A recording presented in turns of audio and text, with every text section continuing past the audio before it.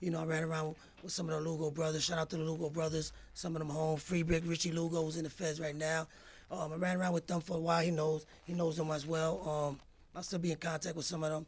They old school for Greene. I came up under them a generation, behind. But we always collaborate on a few, money-making schemes, throughout the years. And then I moved into my hustling. I jumped into the drug trade. After I got tired of stick-ups, 83, 84 came around, and the heroin business was big, the drug trade. I started making contacts on Avenue D on the Lower East Side. I know a lot of people over there, so I started getting hit off, and I started, getting money in Fort Greene on that level now. I was always a fashionable kid, like I told you from the beginning. Right. I was fly Puerto Rican running through Brooklyn, and everybody knew how I was and how I was coming up. So then after that, I caught the bid upstate from '86 to '90. The first 4 years I did, and on Rikers Island HDM, I met Calderon one time.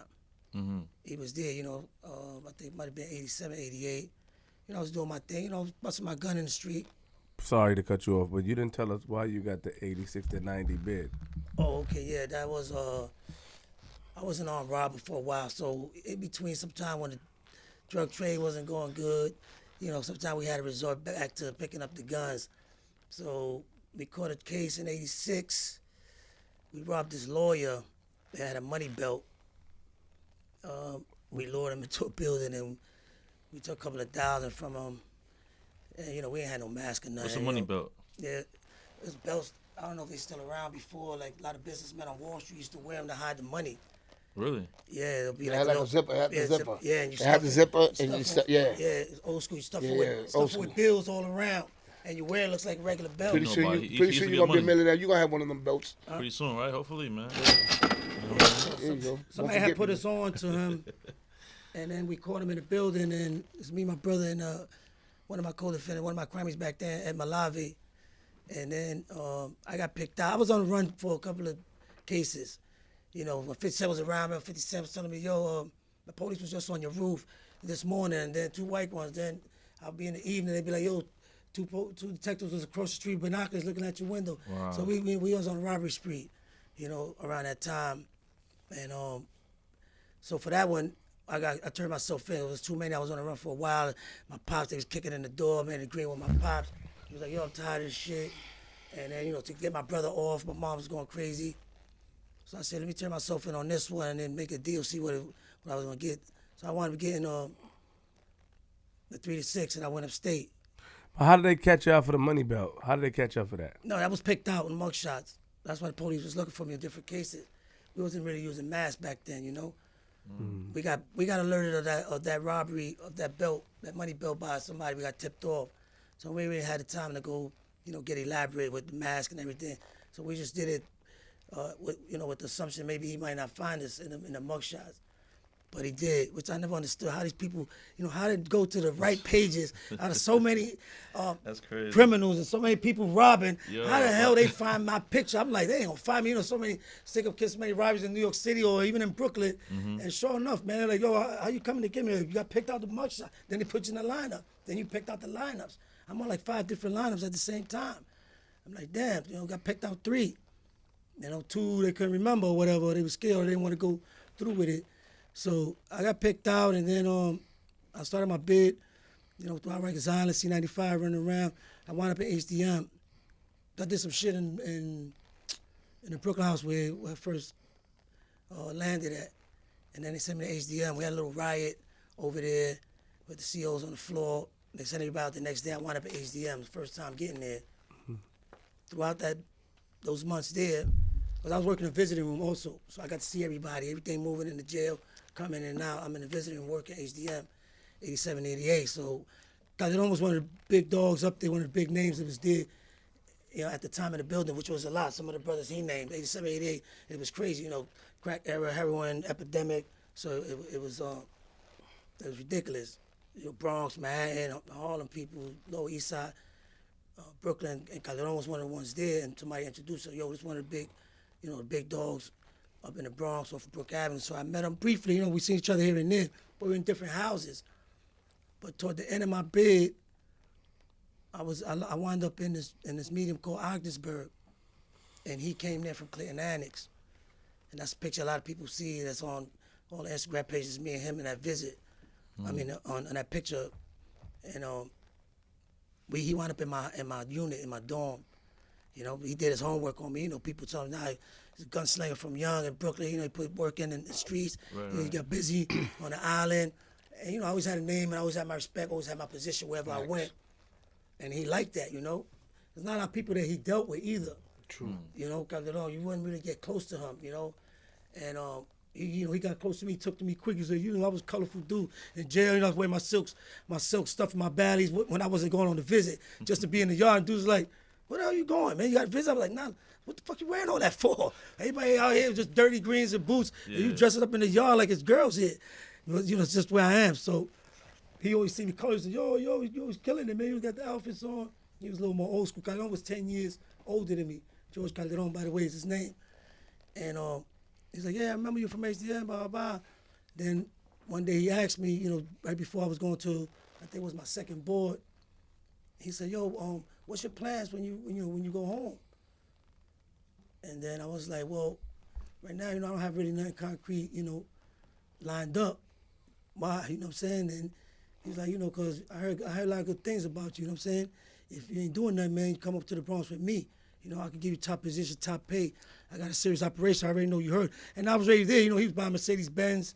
He bought one while I was there, the white one that's in the picture that we got. He was like, look, I just bought this. I just copped this. It was used. I think he spent 10 G's on it, he told me. And, you know, I knew it was real. He was telling me about how everything was running while he was in there. He had his cousin running it. And then he said, you know, if you want, man, don't worry about it. I'll set you out. You get home, I'll be home in 2 months. And, you know, we take it from there. So I was like, all right, sounds good. You know, first you don't believe, you know, what's really going on. But everybody else looking at me like, yo, what's up? I see you talking a lot with the man. What's going on? You know, he putting you on. I was like, yeah, you want me to come to the Bronx and, you know, get things done for him, you know, put in that work so we could, you know, get the situation going. And then that's what happened. I went home July of that 90. And I linked up with the people he told me to go meet. And that's the start. That's how I got into the CNC gang. He came home 2 months later, and then, you know, we took off from there. Now, the CNC gang was a gang in the Bronx, yes? Yeah, it was really a crew, you know, organization that was running operation out there, you know, on a mainly extortion rackets and heroin sales. Two cousins, Couson and Calderon, yes? Right. That's what CNC stands for. Okay, and they had a rule, one of the rules that I think, and I want to ask you your opinion on this rule. They had a rule that I guess Calderon didn't want any drugs sold on the block when children were going to school. Oh yeah, that was heavily enforced by all of us every day. At 2:30, 2 o'clock, everyone in the area and it was under our rule had to close shop till 4 o'clock for those 2 hours. That's every day, Monday through Friday. Saturday and Sundays, you didn't have to worry about it. And then at 2 o'clock every day, 2 or 3 of us would go around, do our little patrol and make sure, you know, because you always have 1 or 2 stupid people, not ain't nobody around, stay open because the line was long and they didn't want to let, you know, shoo everybody away and lose that. So we had to go enforce it. You know, not everybody that we had under us, you know, was punks or cowards, dudes that was, you know, was getting it in, but they had to, you know, fall in line for whatever reason, you know what I'm saying, and because we, you know, wasn't playing no games. But we made sure that at that time that rule was strictly enforced. And the fact is that this man, you know, these people will say by selling drugs in your community is hurting the people, but you guys were able to enforce that rule. Wouldn't you think that's an oxymoron? What is your? Do you respect that? I mean, you guys had to do what you got to do, but do you respect the fact that you kept the whole situation. Let me finish. You kept some sort of principle with it. Do you respect that? How do you look at that part? I mean, to be honest, I always thought it to be quite hypocritical, even though it was, I guess, the right thing to do. But, I mean, if you're going to sell drugs and then just stop for school because the kids, I get it, but you're still killing the rest of the community. So, you know, by and large, you're still doing the wrong thing as as in general. So I mean, while some people might give you props for doing that, so the kids when they're coming out, they don't actually see people serving people hand in hand. Respect. Because and then they start seeing that young and I'm not from the area, I'm from Brooklyn. The reason I got up there was because I'm at Calderon in jail, but this was Calderon's neighborhood. So a lot of people he knew there and grew up, a lot of people's mothers, ladies or females that he had, and people's fathers they knew that seen him as a kid growing up, and now see him running this empire and all this chaos is going on, so I'm sure he has some type of shame, I guess. So damn, you got this place up in flames even while the kids are coming out of school. There's no respect. Like we try to turn our eye and not bother you or interfere or call you, but damn, at least when we picking up the kids, can we have at least a clear path, with no negativity surrounding them, while we pick them up and get home. So I guess back in his conscience, he felt, let me at least, put a little shield on it. I have, some type of respect for that. And so you're with the CNC gang. You guys are getting money. When did things start crashing down? Like, were you? Because you got locked up with them, yes? Yeah, but I actually got busted before the big raid happened. I got busted on my own like a year and a half before everything really fell apart. When I got busted, they were still in operation, and a few of us got busted in the first year. There was like two separate divisions of it. The first crew that came out when Cal came home in '90, and then a few of us got busted a year and a half, 2 years into it, and then they recruited a few more people while the first crew was locked up and kept going. And then they got busted after. So there was like two, crews of the CSC gang. Were you home when Calderon got killed? No, I was sitting in Attica when he got killed, actually. And you heard the story? Yeah, I found out the next day. Did you the real story? Or you found out he died? I heard different versions, so I didn't actually find out how he actually died till I got home and I got the autopsy and the description of the report when the incident. Mm-hmm. Through some people I knew that had it and they gave it to me because I had heard he got a machine gunned down, shot 2 or 3 times. So, but I'm talking about what was behind the killing. When did you find that out? Oh, I didn't find that out till probably right before I came home. The few dudes that came in and told me that was in the air, but I didn't really, know one way or the other how true that was. Pardon me, G. And the story is that his cousin, Couson, had him killed. Yeah, that's the story. There was a split between both of them, and then, I guess they came into disagreements, and, with two dudes like that, it got real quick. So you got arrested a year and a half prior. Tell us the day you got arrested and what was the outcome of that arrest? What you got arrested for was the outcome? I got busted with 2 380s and a Tech 9 in Brooklyn. I got followed. There were a few things going on. I had already branched off and was doing other things with other people in the area, in the Bronx. And a few situations that happened, people got busted. So my name came up in a few investigations, like, TNT, the narcotic squad was out there heavy at that time, with undercovers. So my name came up in an investigation, and they followed me from Brooklyn, from the Bronx to Brooklyn. And then once I got down there, I guess they moved on the car, and I had, all the firearms in there. I had a bag of bullets, about 100 shells in it, and I got caught really for possession of the firearms. Okay. So I got taken down for that. And I copped out to that and did the 8 years for that because I was on parole. I owed parole. I couldn't get bailed out. So I got caught in Brooklyn and I ran up into the Brooklyn house, and then from there, Rikers Island, HCM, and then copped out in one upstate. So you did 8 years, and that wasn't your last. Was that your last bid? Yeah, that was the last one. So you did 8 years, and then but we may have to rewind a little bit. You were in. When did you find out you was in all these magazines and stuff? Before that, pardon me, because you going. Both of you knew the real 50 Cent, or one of you did? Both of us. Both of us, yeah. You knew the real 50 Cent. He grew up with him, But I was with 50. This is a bugged out story. I was with 50 Cent in Rikers Island, right? And I was sharing the story with him. Bushwicks Bill had got locked up one time, man. You know, God bless his dad. He had got locked up one time, and we was in Rikers Island, and 50 Cent took his sneakers, and I got it back for him. 50 Cent, I took his sneakers. So you know, the word got to me. I had a co-defendant by the name of, on another case by the name of Larry Hernandez, who they call Gowanus. Frank spoke. That was my co-defendant in a few of my other cases. And you know, when I went in the mess hall, you know, I spoke with 50 because we had a good relationship. That was my boy, and I said, yeah, 50, you know, he's from around my way, yo. You know, I know dudes normally don't get them back. Please don't strip for me, man. And you know, he had getting a pair of sneakers back. But you wasn't doing your sentence at that time. No. That was Figured. I just want to get him. So y'all both knew the Riffity. Can you tell me that? Yeah, shake your head. No, yeah, I'm gonna get you no matter what. I know you're gonna get me. I met him at 15 though, so I grew up in. I mean, what type of person was he? Like, was he official? I mean, yeah. I mean, you know, like 50 was originally from the Bronx. He was born in the Bronx. Mm-hmm. He was black. Yeah, he's black. He was born in the Bronx, and then he moved at a young age to Fort Greene with them, and you know he was guard body, and then you know he got the name 50 Cent. I want to assume, you know, this is not predicated on facts.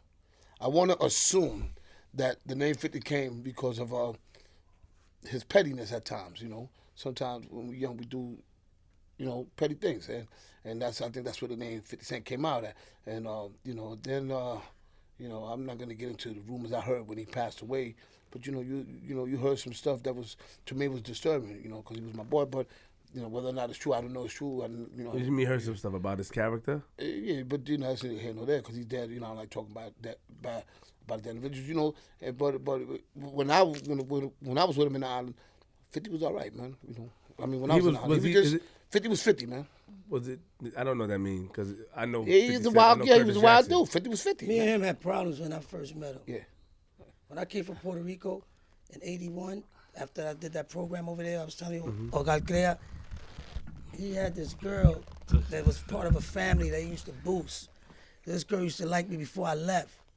When I came back home, is when I saw him. Before I left, he's not from Fort Greene, like you said. He's born in Bronx. So when I came around, I came back, and I see him running around with this kid Tommy and this other kid Maurice that's dead, rest in peace. He had them under the wing. They was always out in the street already. We was going back and forth with Sparford and all that. I already went to Sparford 78 and 79. And so I knew Tommy, and we was all in and out of Sparford those few times. So they was in the street and running around downtown Fulton Street getting money. When 50 Cent, I guess when he moved to Brooklyn while I was in Puerto Rico, he teamed up with them. But he started hanging out on my side, and when he moved to Fort Greene, he moved on the middle side, the Monument Walk. I'm from the first side, Fleet Walk, and the two kids that he was running with was on my side, so he was being on my side a lot. The girl that he was talking to at that time was from my side too. So he spent a lot of time on my side, so that's how I first got to see him and meet him. So when I came back, they was like, oh, Taliek, boom, and it was over. And then I guess he was like I was talking to him, so he got mad. I remember he used to have little Tommy and Maurice hide behind cars and say shit to me, go, Taliek is a bum. And I'm looking around, and he was like, yo, it's them little dudes behind the car. And it was 50, you know, pulling their strings, telling them to call me. You know, he had them gassed up. And we almost got into it, but, you know, he stood in his little corner, I stood in mine. But after we did the jury shot, we was in the, I ran into him in C-74 bullpen, coming from court. And then that's when we actually, first time we started talking. Because he heard we did the jewelry shop. He was like, yo, I just did the jewelry shop. I came on. So now he knew it was serious. We was getting money. And then I remember I was smoking. This true story. I used to smoke cigarettes back then. I stopped smoking back in '89. It's been 30 years. But at that time, the top had first came out. And I was fiending for a cigarette in hand, and I was in the pulpit. And some dudes had the top. And I was like, damn. I said, damn, let's try that. I said, yo, let me get some of that. I wanted to smoke something before going upstairs. And 50 Cent was like, no, I don't smoke that top. I forget, he was the first one that told me. I was a little embarrassed because everybody looked. He's like, I don't smoke that. That's for suckers, man. That's for derelicts. We don't smoke that, man. You know, choice dudes like us get money. We don't smoke that. And I was like, oh. You know, I gave it back to the dude. Oh, yeah, no. And I gave it back to him. He was like, yeah, nah, we don't do that. So he knew that a little bit, you know, before me. But after that, so then, you know, we got cool. And then And after that, we just used to see each other, and you know, we ran around. We had a few times when we got money. I was gonna take him to the Puerto Rican parade one time with me, but we wound up doing something else, you know, to get some money, and we didn't go that year. I remember it was like 86, 87, but What year did he die? 87. I was away, because I saw him right before, prior to me blowing trial. I was in C95 with him. And then I went up in 87. I went up in March, and he died in 87. Yeah. C95, 87? Yeah. Because I saw him, last time I saw him. That's right before I blew trial. I was at C95 bullpen, and he was coming in. Yeah, right before I blew He was trial. coming in from court, and I was there. I was like, yo, 50, and he stopped for a little bit, and he went up. And I hadn't got called yet. My house hadn't got called yet. But he died October 21st, 1987. And the reason I know that is because the dude who went down for his murder is our friend. Right, it's my man too. So wait, real quick. Let's back up a little bit. Is it true that he was robbing like celebs and stuff? Oh yeah, he caught a few people. 50 was 50, Yeah. man. He caught a few people. No, he specialized in that. He went around to a lot of shows. Listen, everybody in Fort Greene back then went to shows to rob celebrities. That ain't no secret. If you grew up in Brooklyn 50 was and 50, Manhattan, he did his and thing. 50 led a few of the crews around that time that was going out doing that. Like if it was a show at the Garden or LL or Run DMC, whoever had the heavy jury back then. Yo, let's go over to try to catch them. And a few celebrities got caught from by a few dudes from Fort Greene. I'm gonna ask a question that may be hard, and I know how y'all may answer it. The person that killed him, was it his friend as well, or y'all just know him? But they all friends? Yeah. They were friends. Yeah, they was, yeah. And 50 died outside of an apartment, yes? That's a story? He came outside and did he get Mario, yeah? Yeah. Based on what I was locked up, but based on what I was told, Yeah.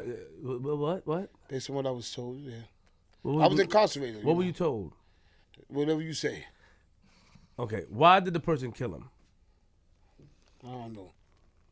I don't know. That's an interview for him. I Yeah, mean, that's an interview. I spoke to the person all the time, you know. and he already admitted to him, did the time for it. Yeah. You know what I'm He's saying? locked up He's locked up right now.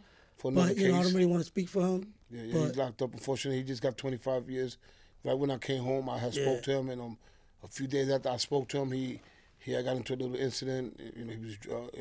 He was drunk, and he got locked up. He got 25 life. Yeah, I'm gonna be going to see him soon.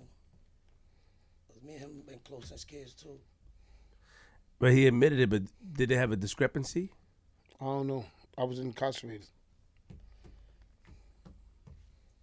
So you didn't hear the story? I heard what you heard. But he did his time already, so you can't talk about it because he did his abandoned. I heard what you heard. I didn't hear anything. No, did It's I? not that he did the time. It's that it's his It's not our place to really speak Right. for him. It's not that he did the time for it and we don't know. We didn't hear the story. I know the story. But He's it's told not- it to me a few Yeah, times. yeah. But it's not my I was with him in place. Attica. Right. I But was it's with not him in your a place few to speak spots. for him. We was all in Attica together, yeah. but Respect. I can respect that. What happened is this. Let me make it a little easier on you when it comes to Pirate. Right now, Pirate's like somewhat in touch with him, and Pirate's supposed to be, hopefully, with his permission, doing his story, documentary. And so, well, some we people trying that to I got we trying to stay away from that. want to get in contact That's with what, him to. man. Listen, man. So I'm supposed to be plugging them into that. We gotta do what you gotta do, man. So you can't say his story, basically. You gotta say. Okay. Oye, yo te lo voy a tener que decir en español, está cabrón, porque Yeah, no but entiendo even if he inglés. didn't have that thing, So what? even if they I'm gonna have to wasn't, tell him in Spanish because he don't understand English. but even if they wasn't doing a story for him, for me, it's not my place to speak on Absolutely, that. without his Yeah. consent. Yeah, because he, You know, that's not Respect. appropriate. That's not appropriate. Respect. know what I'm But saying? you just said they were friends, though. Yeah, I mean, Yeah, they were all for folk. They were friends, They were friends. I It can is tell you what that it they is, was running around together, Yeah. getting money for a while, whatever happened, happened. But It's not a secret like But people know, but we just can't. That's not I our know, place. man. but then you can't say how you got caught neither. How you got caught for it? Somebody told They him. put the cuffs on him and took him inside. What the fuck? that's I a think he got that's a cuffed, that's man. a question for him. Yeah, right. No, but what they do? Put cuffs on him, right? And put him in police contact. Yeah, you're not as good as you think you are. No, I'm just saying. I caught you already twice. You ain't catch me. Yes, I did. Facts, but That's a deep question what you asked, but that's a question for him All right, to so answer. we got some because time is running out. yeah, time is running out. So we want to get to we got some CDs here. We got some CDs, you know what I'm saying? We got some magazines here. We want to talk about Taliek, it. boy. Pirate. Look, that's Pirate. That's him. Let's talk about That's it. him. Man. My man, Pirate. You see the red gazelles? Look, that back in the days. Young dudes don't know. We was rocking Gazelles back then, man. I think I want to start right here, Flip. Okay, G, yeah, take it one away, right Jay. here. You into This picture right here, because you know behind the scenes, we spoke to him just turn it briefly about it. ready. Yeah, I'm gonna turn to it. So, And you know, I didn't recognize him at first. I had to really look at it again to make sure. But That's him in the middle. Yeah, this day right here, man. Describe what's going on this day. How did this happen? Because you in the back in the days book by Jamel Shabazz. Shabazz. Introducing Fab Five Freddy. You know what I'm saying? So talk about this picture right here. All right, so that book came out in 2001, but that picture is actually 1985. Mm-hmm. When I was 19 years old there. That's my stick-up days, by the way, right there. Really? Yeah, that's what, you know. Can't see it. And like him, I want to just say that for anybody young listening to this and hearing this, you know, don't get it twisted and think that we glorifying the life we lived or the crimes we committed. You know, we just telling the story of you know what happened in our lives. Right. But it's not something that we're proud of or how we live today. Facts. So don't, you know, get it twisted and try to follow, you know, that route. You know, if you can go to school and do better and you can avoid yourself all the pain and suffering and prison time we did, then that's what you do, man, because that don't really lead to too much. You know, we some of the fortunate ones that at least still alive, you know, And he we wound able up to talk doing about it. so much time, so he wasn't that fortunate, but he got his life and his health, so he's good. But if you could do something else, you know, don't follow, you know, in that path.